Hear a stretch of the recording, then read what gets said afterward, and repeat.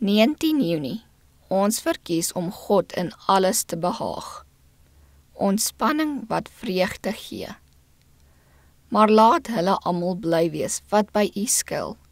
Laat hulle vir ewig jubel en beskud U hulle, en laat in U juig die wat U naam liefhet. Psalm 5 vers 12.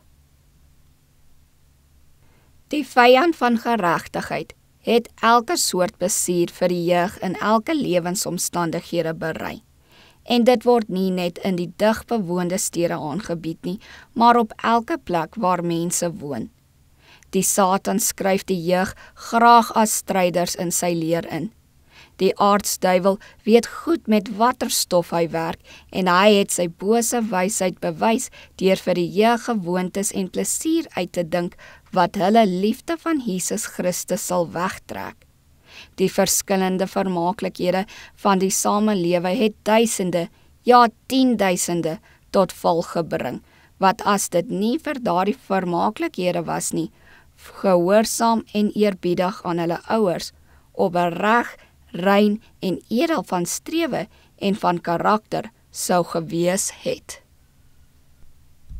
As Christus in die geselskap sou verskyn, waar mense besig is met hulle spele en ligsinnige vermaaklikheid, sou mense sy welluidende stem 'n seën hoor uitspreek en sê, vrede vir hierdie huis? Sou die vrolike en dwaasheid die verlosser van die wêreld behaag? Hoogmoed en ambisie is nooit tevrede nie, maar hulle wat waarlik wys is, sal vind dat die plesier wat God binne bereik van almal gesit het, werklik en veredelend is.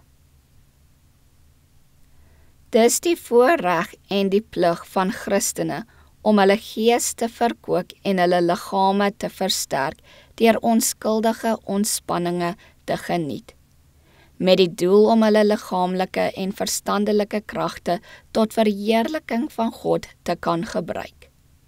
Ons ontspanning moenie sinlose vrolikheid, onsinnigheid wees nie. Dit kan van so 'n aard wees dat dit diegene met wie ons omgaan bevoordeel en veredel en ons almal saam kan toerus om ons pligte as Christene beter na te kom. Die invloed van die Christelike geloof is verblyend en veredelend.